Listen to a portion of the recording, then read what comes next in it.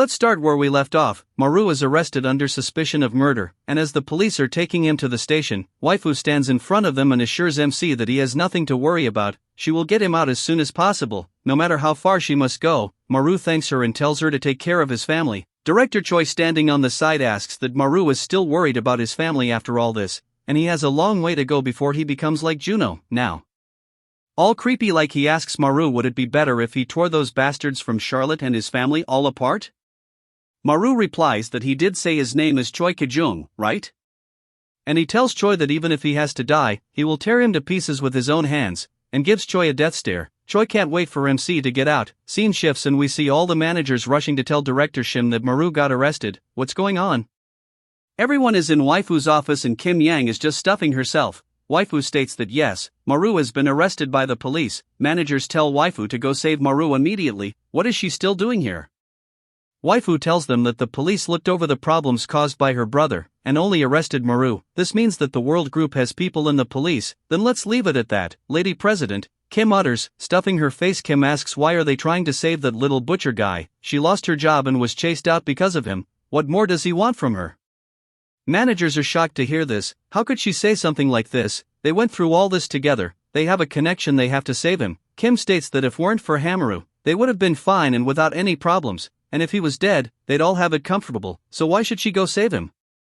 They should just leave him and eat whatever food there is. Managers scream, then they have to save Big Brother Maru even more.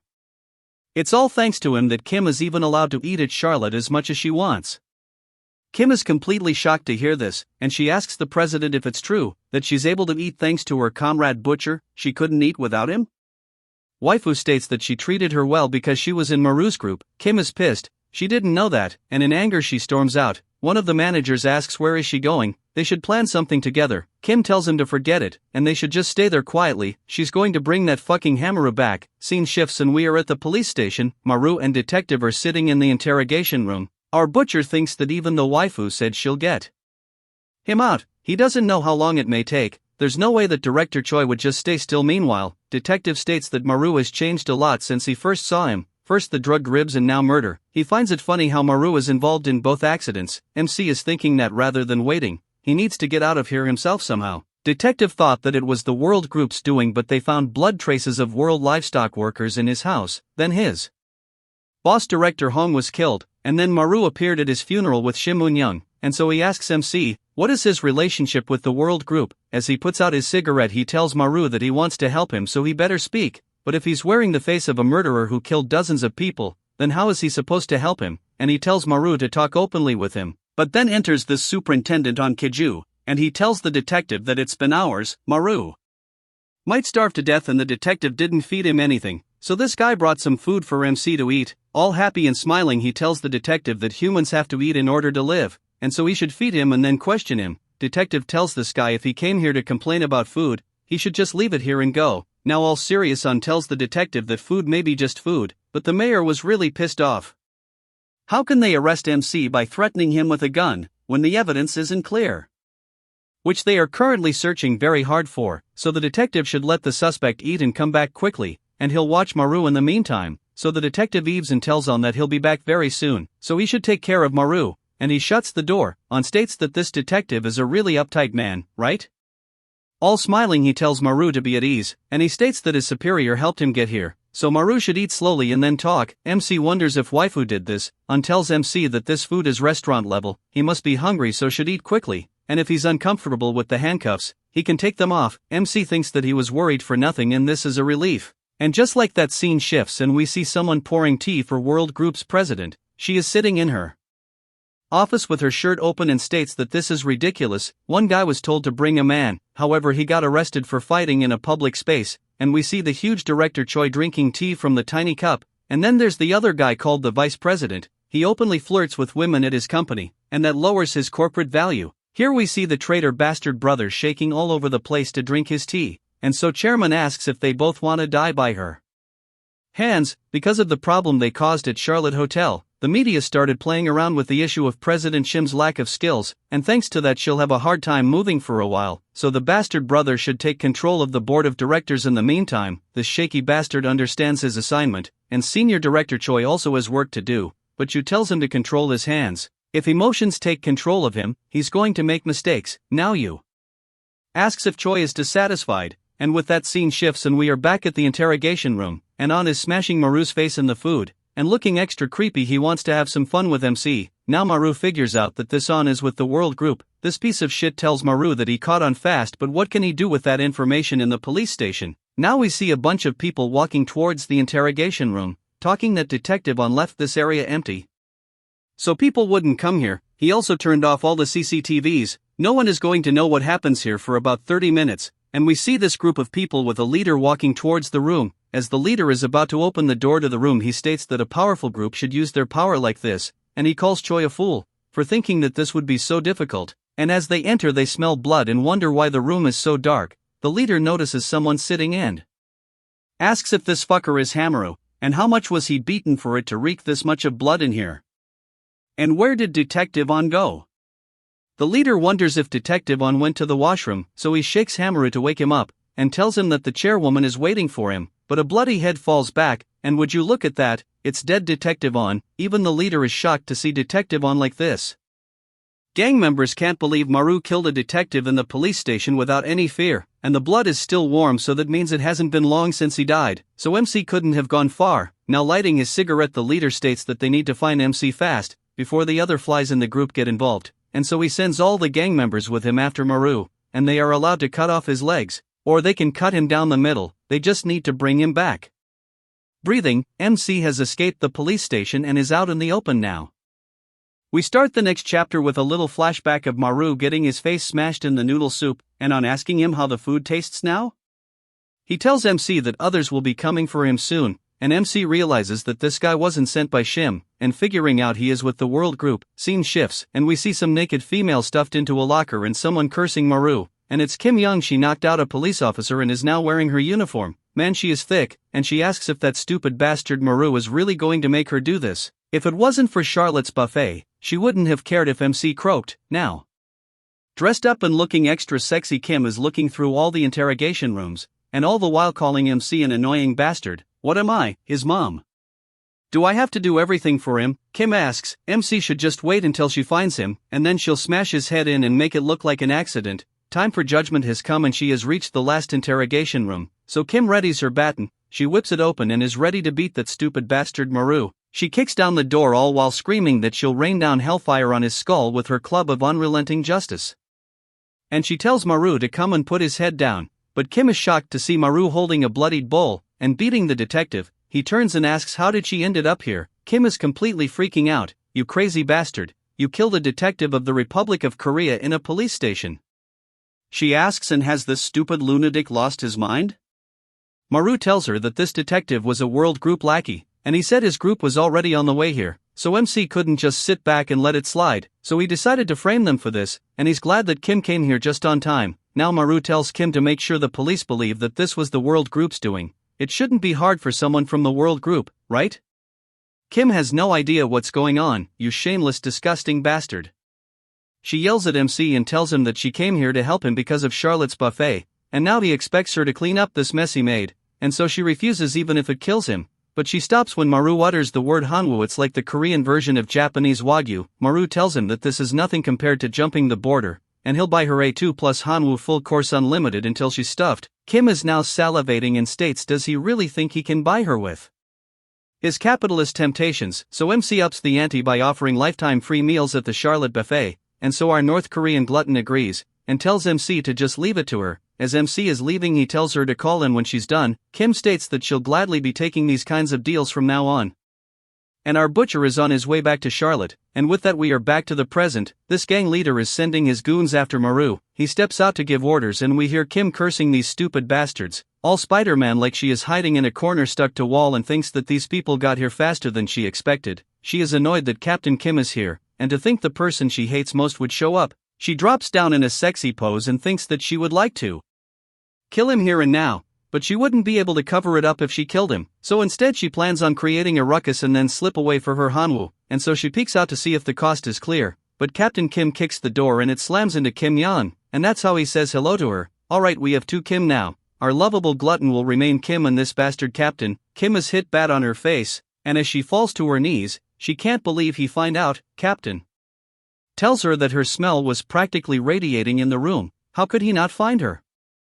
Now all horny, this captain asks her what's with the outfit and is that police cosplay just for him. He can't wait for the bondage play. Perverted bastard Kim utters and stands up, and states that it's amazing how he has remained so gross. This bastard can't stop falling for her but asks what is she doing with the gun, and Kim is pointing her gun at him. Scene shifts to the senior detective hearing a gunshot. Detective Lee states that it couldn't be a gunshot, they are in a police station, so something probably fell, but the detective tells Officer Lee to run. Lee asks why is he not coming and what will he do by himself if there is a real gun. Now we see that the detective is getting a call, and Lee tells him that he better follow him, and so the detective answers the phone and is shocked to hear that it's Hammer speaking on the other side. MC is walking in a busy street. All rattled, detective asks how did he even call, and was that gunshot his doing, and he tells MC to stay where he is. Maru tells him no need, and he's already made it out of the station, and thinks that his gunshots are going off in the police station. Then Kim Yang is doing her job. Detective cannot believe he escaped and asks what he means by that. Maru tells him that World Group infiltrated the interrogation room, and he survived thanks to Detective On, but the fact that they're in the station means there's a spy in the police force. Detective asks why is MC telling him all this. MC replies that he doesn't trust him yet, and he can't tell if he's a World Group lackey or a proud member of the Korean police force. When he earns his trust, Maru will tell him everything, and then they disconnect. Scene shifts and we see Kim shooting in the air, while yelling that World Group is here. World Group is attacking. Captain S-Hole gets down and calls Kim a crazy bitch, and what the hell is she on about? Now all creepy, he thought his balls were going to fall off. He jumps forward and states that if Kim is going to get all sexy, he's going to get excited too, and he tries to kick Kim. Our North Korean dodges and is all like, excited my ass, and punches him in the ribs, telling him that she'll like to put a bullet in his head too, but she's got something more important to do, and bam, a left hook on his face as she tells him that he should be grateful that he's only getting a fist in his mouth, but she notices that it's not really working. Captain Jerk tells her that it's been a while since she's done this, and it feels nice. Man, this creep. He grabs Kim's wrist and punches her through her boobs and grabs her shirt and states that compared to before, it's not so hot, and slams best girl on the ground. Kim in pain calls him a crazy bastard for still doing that chin punch, and by the looks of it her shirt is now missing some top buttons. Captain tells her if she's going to attack him, she should do it properly, and is about to slam his foot on Kim's face, asking that she really thinks he'll get off with just that?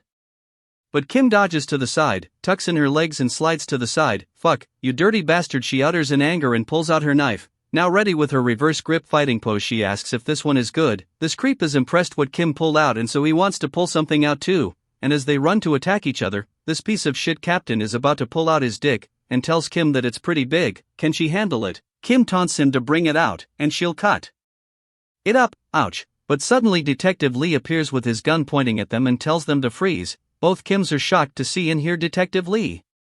Captain asks who's this moron. It's the police, so hands up, Lee tells them. All shaking, Lee states how dare they fight in a police station, and he'll shoot if they move. Captain is like, are we in America or something? Why the hell is everyone pointing a gun at me today? Man, he went there. Nice. Lee tells them again not to move or he'll shoot. Captain, all serious and intimidating, tells Lee to put the gun down, and he asks the young detective if he has ever killed anyone before. How dare an amateur like him threaten him? Detective is scared, and with his eyes closed he tells then again not to move, or he'll shoot. Go ahead, Captain tells him. Shoot me then, I bet you don't have the balls to pull the trigger. And we see a bullet graze through this captain's shoulder, shocking everyone. Detective Lee has no idea what just happened. Captain can't believe this crazy bastard really shot him. What were you going to do if you actually hit my head? Captain asks, but Lee didn't shoot him. From the side we hear that he did say shoot me, so what is he whining about? It's Detective Han. He's the one who shoot the gun. Now while smoking, an absolutely confident detective asks if he wants another one, and he points the gun at both Kims. Detective can't believe they caused a ruckus at a police station in broad daylight. Do they really think a detective can be fooled that easily?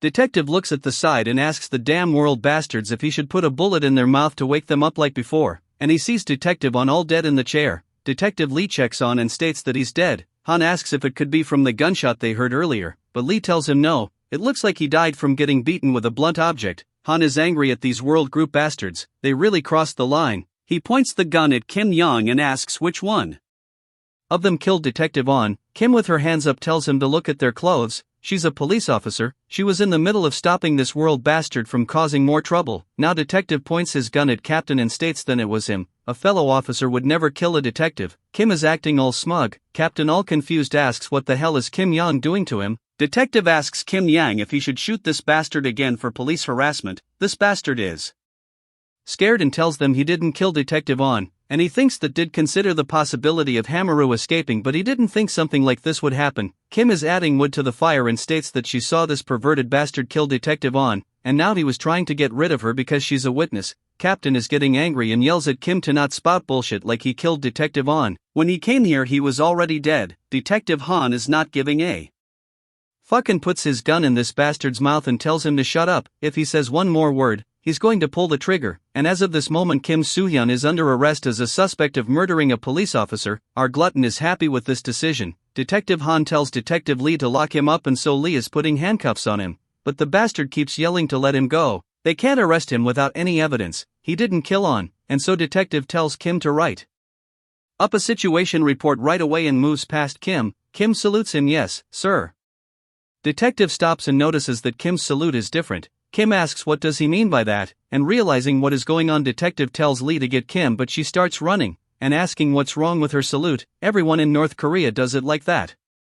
Captain S-Hole keeps yelling that Kim is the spy. She obviously looks suspicious and they should believe him now. Detective tells him to shut up or he will shoot him if he says one more word, and he just said more than one now. Scene shifts and we are at Charlotte. Waifu was having a headache hearing all the plans these managers are coming up with, like using a missile or a road roller and such to get Maru out, and in all this noise Waifu gets a phone call and on the other side is Maru. Waifu can't believe that it's Maru. In all shock she stands up, showing us that ass, and asks MC if he is alright and how can he call her. Managers are sure that Kim got him out and they are excited, so MC tells them that he got out of police station thanks to Kim Yang, but she's going to be a bit late because of the mess she has to take care of. Maru originally planned to return to Charlotte but he's being tailed. Waifu asks where is he and how many are tailing him. MC tells her that it's a busy area near the police station. He doesn't know how they are tailing him, but for now it's 3-4 people, and he doesn't know how many more are around. Anyway, it's be dangerous to bring them all at the hotel, and we see one guy charging at Maru, so MC picks up an apple and throws it at him,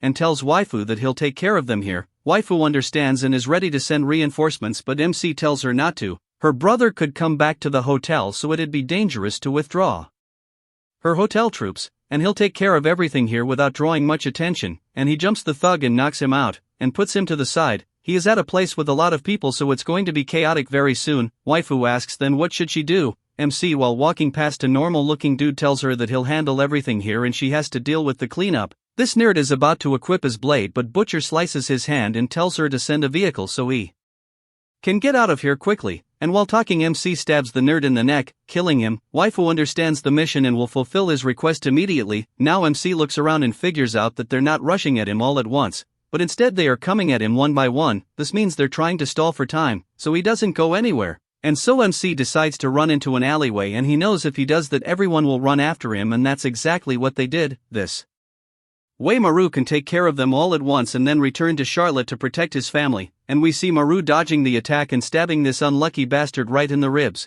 and pushes him into the alleyway. Other gang members follow the fucker knowing that he went into a dead end, and all we hear are screams, and with that MC is the only one who comes out of the alleyway, leaving a trail of bodies behind him, knowing well that Waifu will take care of the rest. Now as he is walking out, wondering when will Waifu send a car, and a car stops in front of him. Window rolls down and the driver asks if MC is Maru. Maru can't believe the ride came. Driver, all smiling, tells him to get in. He'll drive him to Charlotte. MC calls Shim, thinking that her timing is impeccable. Now sitting in the back seat, he calls Shim and tells her that the car she sent came at the perfect time. Waifu was shocked to hear that he already got in a car, but her car is just taking off now. Perhaps he mistook it for another car, and she asks if MC is alright. Did something happen? MC realizes what's going on and tell her that he's fine and he'll call her later. Now annoyed and angry, he asks the driver if he's from the World Group too. Man, all the World members have really creepy smiles as they're calling cards, and this creepy mofo steps on the gas to go faster. Scene shifts and we see Detective lighting his cigarette and wondering why Maru of all people. How could a high-ranking member like Captain Kim would attack a low-ranking employee? Is Maru considered to be that big of a threat to World? And also, the security cameras were turned off and a police officer was murdered in a police station, yet they said no charges. Now Detective is starting to believe that there really might be a spy within the police force, and with that being said we see that Captain Kim has been released. He waves at the detective and can't believe the crazy police bastard. He really wanted to shoot him multiple times because he said more than one word. He curses at the detective and flips him the bird. Detective thinks that there is nothing else he can do, and he has no choice but to go back to the old ways, and he flips the bird back at Captain Kim. Scene shifts, and we see the car Maru is in speeding down the road. MC unbuckles his seatbelt and asks the driver if he wants to get them both killed, and tells him if he really wants to die, he should die by himself, and he kicks the driver from the side, but not just one kick. MC keeps on kicking the driver, which makes the car lose its balance and slam into a nearby pole.